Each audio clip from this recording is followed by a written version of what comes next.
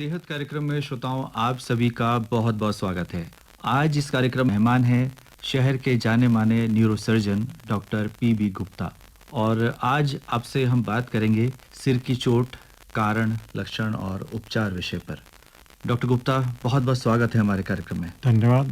Doctor Gupta, हम सभी जानते हैं कि बरसात का मौसम है और इस मौसम में चूंकि हर ओर पानी पानी हमें दिखाई देता है, फिसलन भी होती है और चोट की संभावनाएं बढ़ जाती हैं। आम तौर पर जो सिर की चोट है उसे गंभीर माना जाता है, आप क्या कहेंगे? सर की चोट गंभीर मानी जाती है, आपका कहना बिल्कुल सही है, क्योंकि सर एक ऐसा कंप्यूटर है और एक ऐसा तो मान लिया कि हम शहर का मेन टेलीफोन एक्सचेंज है। जी जी। जहाँ पे सारी इन्फॉर्मेशन आती है, उसके हिसाब से इन्फॉर्मेशन जाती है। जैसे शहर का कोई मेन केबल टेलीफोन का एक्सचेंज का कट जाए तो उसके बाद में वहाँ के आगे का सिस्टम डेड हो जाता है। इसी तरह से ब्रेन में कोई पार्ट अगर डैमेज हो जाए या उसकी कोई मेजर नर्व्स डैमेज हो जाए तो बॉडी का पार्ट जो है पैरालाइज हो जाता है। तो समस्या ये है कि ब्रेन आज तक भी रिप्लेसेबल नहीं है। किडनी आप ट्रांसप्लांट कर सकते हैं, हार्ट ट्रांसप्लांट कर सकते हैं, लिवर कर सकते हैं, लंग कर सकते हैं, ये मेजर ऑर्गन्स हैं, लेकिन ब्रेन का आज तक कोई सब्स्टिट्यूशन नहीं है और उसके अंदर रीजनरेशन भी नहीं होता। जैसे कि खाल कट गई तो रीजनरेट करके हो जाती है, हड्डी टूट गई तो रीजनरेट करके जुड़ जाती है, लेकिन ब्रेन का डैमेज हो गया तो इसका रीजनरेशन नेग्लिजिबल होता है। कभी कभी ब्रेन के दूसरे पार्ट्स इसका अपना टेक ओवर कर लेते हैं, लेकिन उससे उतनी कुशलतापूर्वक कार्य का संचालन नहीं हो पाता जितना कि नॉर्मल ब्रेन से होता है। तो हम कह सकते हैं कि यदि सिर की चोट है तो उसे बहुत गंभीरता से लेना चाहिए और ये गंभीर विषय है। हाँ, ईश्वर ने भी अगर आप देखें तो सबसे सुरक्षित ब्रेन को ही बनाया है। जो हमारी स्कल है उसको आप एक नारियल की तरह मान सकते हैं, जो कि बाहर से बहुत ही कठोर होता है और उसके अंदर जब वो टूट जाता है तो अंदर का सॉफ्ट टिश्यू जो भी होता है उसके अंदर का जो फल होता है, ब्रेन जो है वो डैमेज हो जाता है। और एक बार अगर ब्रेन डैमेज हो जाएगा तो उसके अंदर फिर उसके रिपरकशंस भी या उसका जो असर है वो बॉडी के विभिन्न अंगों के अंदर पड़ेगा। डॉक्टर गुप्ता, हमारे श्रोताओं को बताएं कि आपका इतना लंबा अनुभव है, सर्जरी आप करते हैं, ब्रेन सर्जरी, आम तौर पर सिर की चोट क्यों लगती है? देखिए, हमारे यहाँ सर की चोट के कई मुख्य कारण हैं। सबसे प्रथम जो है वो एक्सीडेंट्स हैं। उसके बाद जो हमारे घरों पे छतें बनी हैं जहाँ पे प्रॉपरली उसके अंदर दीवार मुंडेर नहीं बनी हुई है, वहाँ से बच्चों का गिरना एक अन्य कारण है। तीसरा कारण है मारपीट और चौथा कारण है घरों के अंदर फिसलन या वृद्धावस्था में आप गए तो उसके अंदर आपके दिमाग के अंदर चोट आ गई, सबसे ज़्यादा कॉमन है। और पहाड़ों में ऊपर से गिरते हुए पत्थर या हमारे नीचे गिरी हुई कार जो कि फिसल के हमारे गड्ढों के अंदर गिर जाती है, यह भी एक मुख्य कारण होते हैं। खेलों के दौरान भी कई बार देखा जाता है। खेलों के दौरान बहुत चोटें लगती हैं, खासतौर पे क्रिकेट खेलते हुए बॉल लग जाती है, बैट लग जाता है या आपस में टकरा भी जाते हैं, उसके बाद आदमी नीचे गिर जाता है। उससे भी जब सर लगता है जमीन के ऊपर तो उसके अंदर दिमाग के अंदर चोट आती है, उसको क्लॉटिंग या ब्रेन इंजरी हो सकती है। डॉक्टर गुप्ता, अब जानना चाहेंगे आपसे कि आमतौर पर जब सिर की चोट लगती है तो मरीज किस तरह का अनुभव करता है? आमतौर पर हमने देखा है कि वो एकदम अचेत होकर गिर जाता है। सर की चोट जो लगती है उसमें हम लोग जो मुख्य चीज बिंदु देखते हैं कि सर की चोट कैसे लगी। यदि लाठी से लगी है, डंडे से लगी है या बॉल से लगी है तो इसको हम लोग कम गति वाली इंजरी को मानते हैं। यदि स्कूटर एक्सीडेंट हुआ है या कोई कार एक्सीडेंट हुआ है जिसकी स्पीड बहुत हाई होती है तो उसको हम लोग तीव्र गति का एक्सीडेंट मानते हैं। जो कम गति के एक्सीडेंट होते हैं उसमें स्थानीय तौर पर फ्रैक्चर हो सकता है, उसके नीचे खून का थक्का हो सकता है या स्थानीय ब्रेन इंजरी हो सकती है। लेकिन जो तीव्र गति के एक्सीडेंट्स होते हैं उसके अंदर पूरे ब्रेन के अंदर भी इंजरी आ सकती है और ये भी हो सकता है कि चोट आपको राइट साइड में लगी हो, उसका इफेक्ट आपके left side of the brain के अंदर आए। ब्रेन एक बहुत ही सेंसिटिव स्ट्रक्चर है, चोट कहीं लगती है उसका इफेक्ट कहीं भी आ सकता है उसके अंदर। सर की चोट को अगर हम देखें मुख्य तौर पे तो इसके अंदर हमारी टूटी हुई हड्डी अंदर जा सकती है, ऊपर की स्किन जब डैमेज हो जाएगी तो उससे इन्फेक्शन ब्रेन के अंदर जा सकता है। जो खून की नसें अगर वो फटती हैं तो दिमाग के अंदर या दिमाग के बाहर क्लॉट जमा हो सकता है और जो सेल है दिमाग का वो भी या तो सुन्न हो सकता है या परमानेंटली डैमेज भी हो सकता है। तो सामान्य तौर पर जो लक्षण हमें दिखाई देते हैं सिर की चोट के बाद वो कौन से होते हैं? सामान्य लक्षण सबसे पहले अगर सर दर्द, उल्टी, बेहोशी, दौरे, गफलियत होना ये मुख्य लक्षण होते हैं और उसके बाद जैसे जैसे कोमा बढ़ता जाता है तो ये चीज़ फिर इरिवर्सिबल होती जाती है। तो हमको लक्षणों को पहले पहचानना है और तुरंत उसका उपचार करना है। यदि मरीज को सर में दर्द है तो हम एक सीटी स्कैन करा लेंगे तो कोई नुकसान नहीं है उसके अंदर नॉर्मल निकलने पे, लेकिन हम एक उस मरीज की जान बचा सकते हैं जिसके अंदर के क्लॉट डेवलप हो रहा है। क्योंकि ऐसा होता है कि सर की चोट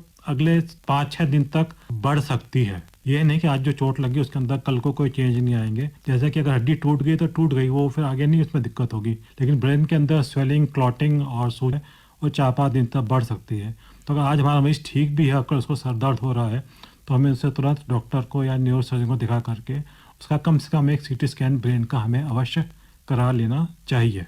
डॉक्टर गुप्ता, आमतौर पर एक धारणा है कि यदि मुंह से या नाक से खून निकल गया तो ये अच्छी बात है। यह बहुत ही गलत धारणा है, क्योंकि इसका मतलब है नाक से या मुंह से खून आ रहा है तो जो हमारा जो सर की हड्डी है जिसके ऊपर ब्रेन रखा हुआ है, बेस ऑफ स्कल है, उसके अंदर फ्रैक्चर है और फ्रैक्चर होने से अंदर इन्फेक्शन जा सकता है, क्योंकि नाक भी इन्फेक्टेड कैविटी है, उसके अंदर गंदगी होती है और कान के अंदर भी गंदगी होती है। तो इन दोनों से हमारे दिमाग के अंदर इन्फेक्शन जा सकता है, मेनिंजाइटिस हो सकती है और इसका मतलब है कि चोट काफी ज्यादा है जिसकी वजह से उसके अंदर फ्रैक्चर भी हो गया है और अंदर चोट भी हो सकती है। तो ये हमारा एक अलार्म सिस्टम है कि नाक से अगर पानी आ रहा है, कान से खून आ रहा है या कान से भी खून आ रहा है तो खराब बात है। कई बार झिल्ली में चोट होने की वजह से दिमाग का पानी भी उसके जरिए बाहर आता है, जो कि आपको लगता है शायद मुझे जुकाम हो गया है। तो अगर सर की चोट के 2-3 दिन बाद नाक से पानी आता है तो उसको भी सर की चोट ट्रीटमेंट कराएं, ना कि उसको साधारण जुकाम समझ के छोड़ दें और बाद में आपको मेनिंजाइटिस या दिमाग के अंदर पस जैसी खतरनाक बीमारी का सामना करना पड़े। डॉक्टर गुप्ता, आपने बताया कि लक्षण है, लेकिन हम ये जानना चाहते हैं कि कई बार फ्रैक्चर भी होते हैं ब्रेन के जो स्कल में, तो उसका ट्रीटमेंट किस तरह से करते हैं आप लोग? देखिए, अगर सर की हड्डी टूटी हुई है तो उसके अंदर ये देखना पड़ेगा, नंबर 1 उसके बाहर की खाल साबुत है कि नहीं है। अगर खाल साबुत है और हड्डी अंदर ज्यादा दबी हुई नहीं है तो हम फ्रैक्चर को हम उसको कोई ट्रीटमेंट नहीं देते। उसके नीचे अगर खून जमा है तो उसे हम वॉच देखते हैं कि वो खून धीरे धीरे बढ़ तो नहीं रहा है, क्लॉटिंग वहाँ पे बढ़ तो नहीं रही है। लेकिन अगर खाल टूटी हुई है और साथ में हड्डी अंदर दिमाग के घुस गई है तो उसका फिर ऑपरेशन करके हड्डी उठानी पड़ती है और सफाई करनी पड़ती है, वरना मेनिंजाइटिस या दिमाग के अंदर पस का होने की संभावना रहती है। तो इसे कंपाउंड इंजरीज कहते हैं। कंपाउंड इंजरीज का हमेशा जो है ट्रीटमेंट क्लीनिंग करके बोन को वापस उठा करके ऑपरेशन करके उसकी सेटिंग करना होता है। नॉर्मली या कोई भी अगर फ्रैक्चर है सर की बोन के अंदर तो हमारे लिए उतना महत्वपूर्ण नहीं है जितना कि इसके द्वारा अंदर दिमाग के अंदर पहुंची हुई चोट या खून का थक्के का धीरे धीरे बढ़ना होता है। सर्जरी की जानी है या नहीं, ये आप किस स्तर पर निर्णय लेते हैं? इसका निर्णय कई चीज़ों पे है। नंबर जैसे कि अगर जैसे मैंने आपका मरीज को कंपाउंड इंजरी है कि उसकी खाल टूटी हुई है, हड्डी टूटी हुई है और दिमाग के अंदर तक घुसी हुई है, उसका ऑपरेशन होना चाहे मरीज होश में हो या ना हो। नंबर 2, अगर उसके अंदर क्लॉट साइज जो है वो बड़ा है और धीरे धीरे बढ़ रहा है, और क्योंकि जैसे मैं पता है दिमाग के 2 हिस्से होते हैं, राइट और लेफ्ट। अगर मान लिया राइट साइड में इंजरी है, सीधे तरफ इंजरी है और क्लॉट धीरे धीरे बढ़ के लेफ्ट साइड या बाई तरफ जा रहा है और उसका जो बढ़ना है 5 mm से ज़्यादा हो गया है तो उस मरीज को ऑपरेशन की ज़रूरत होती है। तीसरा, एक मरीज है कि जो अभी ठीक था और 2 घंटे बाद क्लॉट बढ़ने से बेहोश हो गया है तो हम फिर वेट नहीं करेंगे वो 5 mm तक जाए, हम क्योंकि हम ये मानते हैं कि आगे बढ़ रहा है तो उसका ऑपरेशन प्लान करके हम उसका क्लॉट को निकालने की कोशिश करें। डॉक्टर गुप्ता, हमारा मस्तिष्क है वो एक जटिल ऑर्गन है और ऐसा कहा जाता है कि उसका ऑपरेशन भी उतना ही जटिल होता है। सक्सेस रेट कितना है? आज की टेक्नोलॉजी से बहुत अच्छा सक्सेस रेट है और इसमें कोई घबराने की बात नहीं है, क्योंकि जो ऑपरेशन किया जाता है वो दिमाग को बचाने के लिए किया जाता है। तो जो दिमाग आपका चोट की वजह से खराब हो गया है तो वो तो रिकवर नहीं करेगा, लेकिन जो धीरे धीरे क्लॉट बढ़ रहा है तो वो आगे और ब्रेन को डैमेज ना करे, इस वजह से वो आता है। तो जो ऑपरेशन से मैं एज ए ब्रेन सर्जन आपसे कह सकता हूँ कि ऑपरेशन से कभी मरीज को नुकसान नहीं होता, फायदा ही होता है। लेकिन जो चोट आप खा चुके हो तो वो तो फिर कुदरतन ही ठीक हो गई या फिर ठीक नहीं होगी। आगे चोट ना पहुंचे क्लॉट से, इस वजह से ऑपरेशन किया जाता है कि वो क्लॉट निकाल दें, क्योंकि यदि ऑपरेशन आपने 2-3 घंटे के अंदर कर दिया क्लॉट बनने के तो ब्रेन डैमेज परमानेंट नहीं होता है। अगर आप उसे 15-16 घंटे बाद करेंगे तो शायद ब्रेन का जो नुकसान है वो हमेशा के लिए हो जाए। ऑपरेशन के बाद मरीज लगभग कितने दिनों में ठीक हो सकता है और किस तरह की मेडिकेशन आप देते हैं? ऑपरेशन के बाद में तो चोट के ऊपर है। अगर मरीज को गंभीर चोट है तो मरीज को 2 महीने 4 महीने लग सकते हैं। कई बार मरीज कभी अगर ज्यादा ब्रेन सेल्स डैमेज हो तो होश में नहीं भी आता है, लेकिन यही हमें प्रयास करना होता है कि जितना हम ऑपरेशन करके क्लॉट निकाल सके, स्वेलिंग कम कर सके, उसको हम कर दें। और सामान्यतः 4-5 दिन हम लोग एंटीबायोटिक देते हैं, फिर हम लोग 6 से 8 महीने दौरे रोकने की दवाइयाँ देते हैं, जो कि जाँच करके ही बंद करनी चाहिए और किसी कुशल यूरो के डॉक्टर से ही बात करके बंद करनी चाहिए। स्वतः कभी भी कोई दौरों की दवाई किसी भी बीमारी में बंद नहीं करनी चाहिए। डॉक्टर गुप्ता, हमने देखा कि एक्सीडेंट सबसे बड़ा कारण है सिर की चोट का, तो एक्सीडेंट्स ना हो इसके लिए क्या सलाह है? आमतौर पर हम देखते हैं कि जो युवा हैं उनको गति से बहुत लगाव है, स्पीड में वो गाड़ियां चलाते हैं और आजकल तो मोबाइल साथ में होता है और हेलमेट भी नहीं होता। सबसे ज्यादा जरूरी जो सरकार ने किया कि हेलमेट का पहनना और सीट बेल्ट पहनना बहुत ही आवश्यक है। दूसरा, जैसे कि हमारे शहरों में गति नियंत्रण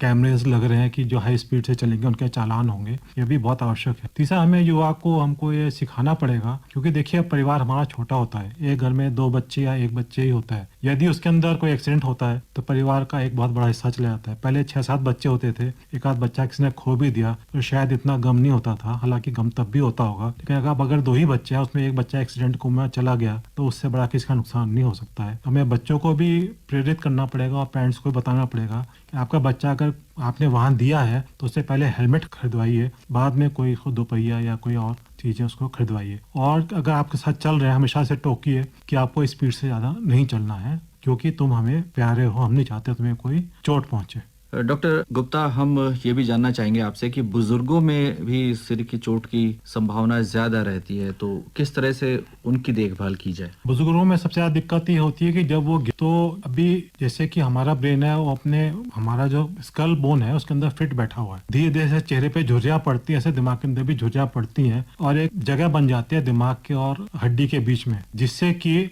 वहाँ पे खून जमा होने की संभावना ज्यादा हो जाती है। और जाहिर सी बात है, दिमाग भी पुराना हो जाता है तो उसमें भी चोटें ज्यादा लगती हैं और इनमें ज्यादातर 4-5 दिन बाद लक्षण आते हैं। हो सकता है अभी गिरे और वो को ठीक रहे और 4-5 दिन बाद उनके अंदर सर दर्द, बेहोशी या दौरे ऐसे आने लगे। कभी कभी ऐसा भी होता है कि बुजुर्गों में 3-4 महीने बाद हिमेटोमा, सबड्यूरल हिमेटोमा डेवलप हो जाता है, जिसको कि एक छोटे से ऑपरेशन करके निकाला जा सकता है। तो कोई मरीज जो गिरा हुआ 4 महीने बाद भी सर दर्द की समस्या बताता है तो उसका भी एक CT स्कैन होना आवश्यक होता है। अंत में हमारे श्रोताओं से आप क्या कहना चाहेंगे कि ब्रेन सर्जरी से घबराना नहीं चाहिए? ब्रेन सर्जरी से बिल्कुल नहीं घबराना चाहिए। आज की तारीख में बहुत सेफ है। मैंने कम से कम 5,000 से ऊपर ऑपरेशन कर रखे हैं और जो मरीज ठीक होते हैं वो ठीक ही लौट के आते हैं, जब तक कि भगवान ही डॉक्टर से नाराज ना हो या आपसे नाराज ना हो। ऐसा न्यूरोसर्जरी बहुत सेफ हो गई है। 50 साल पहले जब हम लोगों ने काम शुरू किया था तो इतनी सेफ नहीं थी, आज बिल्कुल सेफ है। जैसे आप जाओगे, डॉक्टर का प्रयास रहेगा, वैसे ही आप वापस लौट के आओगे।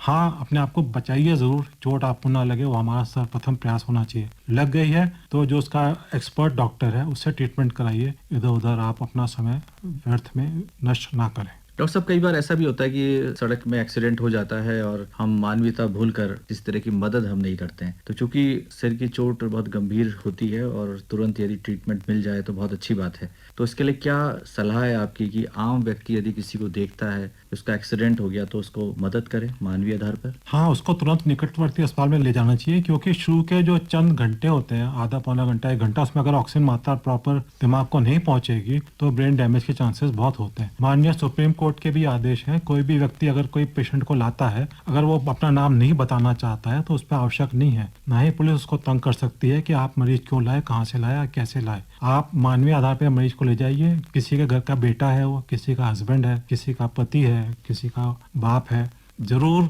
किसी की भी जान बचाइए, भगवान आपको आशीर्वाद अवश्य देगा। डॉक्टर गुप्ता, आज आप इस कार्यक्रम में आए और सिर की चोट के संबंध में बहुत ही महत्वपूर्ण जानकारी आपने हमारे श्रोताओं के साथ साझा की। आपका बहुत बहुत आभार, धन्यवाद।